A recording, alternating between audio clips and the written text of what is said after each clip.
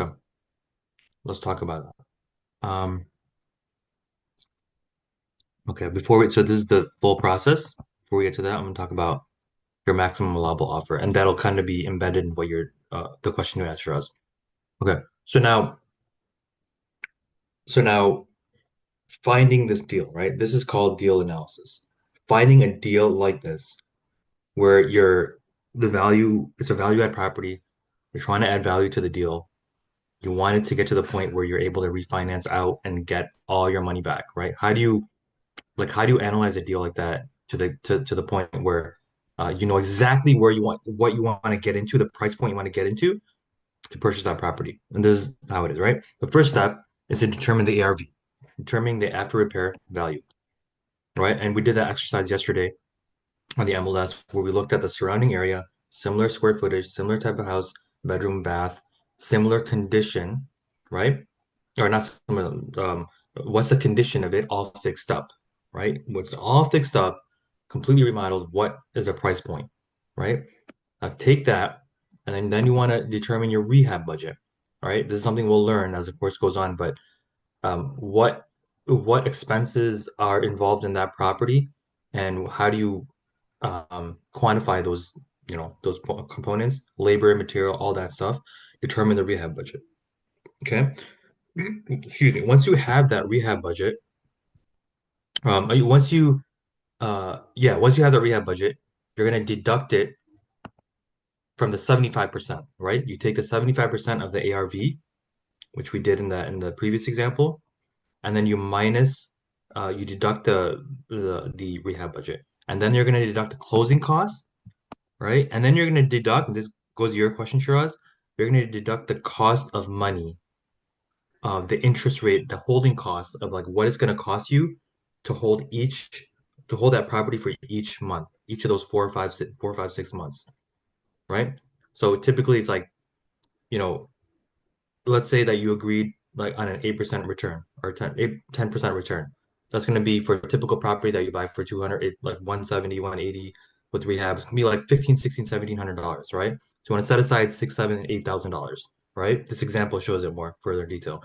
And after you deduct all of that, that's going to be your maximum allowable offer. I don't know why I put E.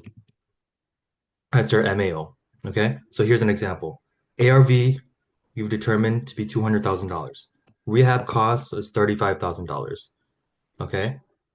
75% of the ARV of this 200,000 is 150, right? So now you're going to take the 150 and you're going to deduct the rehab costs. So now you're at 115, right? 150 minus $35,000 rehab costs, you're at 115. Then from that, you're also going to deduct your closing costs. When you buy a property, obviously there's closing costs, right? Title fees, this and that. And now you're at 111. Is there a rule of thumb to determine closing cost? Yeah, typically we say about 3%.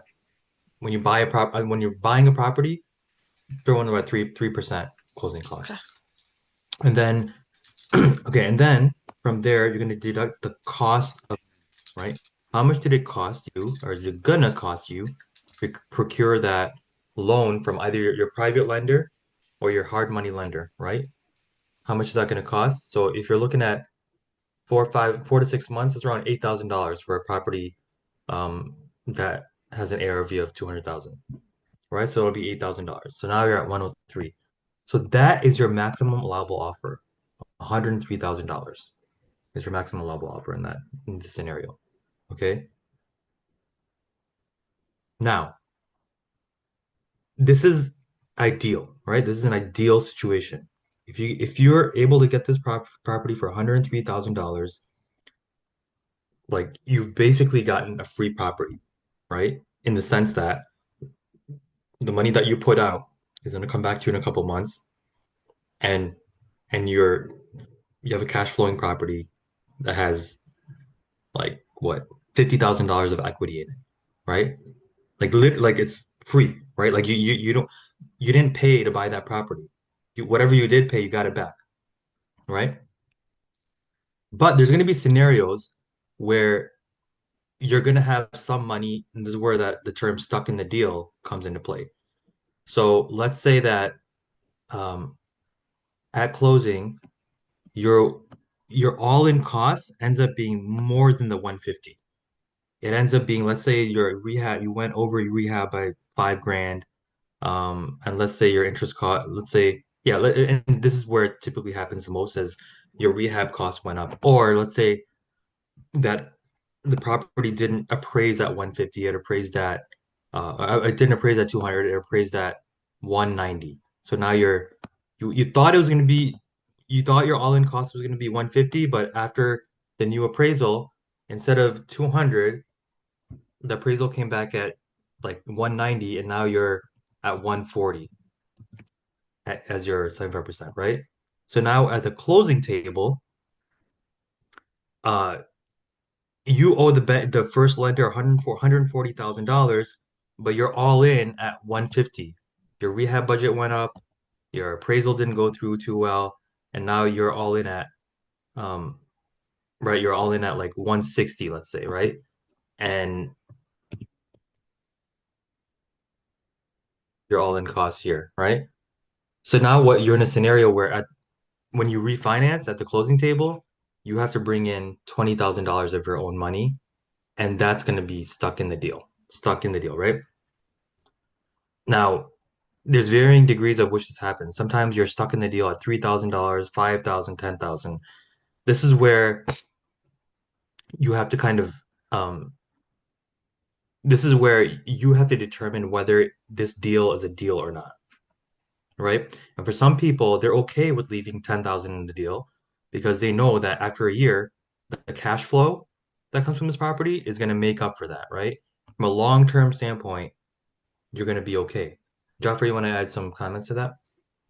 Yeah, just one thing, just taking a step back, Bilal, your question for the mortgage payments, right? So you need to account for that as you're going through the project. So for example, once you procure the property, you're responsible to make those 1,700 a month payment until you refinance or you sell, right? So if you exhaust all of your money and you don't have any money left, when that first payment comes through, you're going to be in trouble, right? So you have to keep that in mind that you need to have that money available. So now, if you're using a private money lender, you want to ask for additional amounts so that you don't have to come out of pocket for that.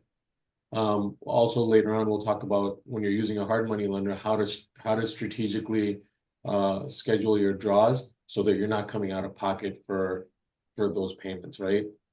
But regardless, whether it's coming out of your pocket or somebody else's pocket, those 4 to 6 months that you hold the property, you need to have the funds to be able to pay for the mortgage that's there from the hard money lender. Okay, that's one thing. The other thing, what Junaid is talking about, yeah, this is an ideal scenario. It's not always going to happen specifically in Chicago because there's a lot of factors involved. But no matter what, let's say even if you have money left in the deal, it's always going to be less than the first scenario that Junaid talked about. So Junaid said the way that the traditional people invest, if you use the burn method, almost never will you ever leave that much money in the deal, right? It'll be a couple grand here, maximum $10,000. And the good news is when we teach you guys to invest, we're teaching you guys to invest with multiple exit strategies. So this has happened to us before.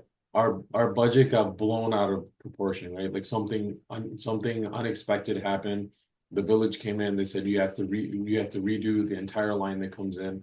That's another $15,000. That blew our budget, right? So then at that point we switched and we said, okay, we're not going to do BRRRR in the sense that we're going to keep it. We're just going to turn around and flip it because the numbers aren't going to work for me on the rental, right? So there's always a way out. You're And always going to make money off a property if you buy it with this in mind, the yeah, maximum model. You're always going to make either if the rental route doesn't work out, flip it and make a quick, whatever, 20, 30 grand.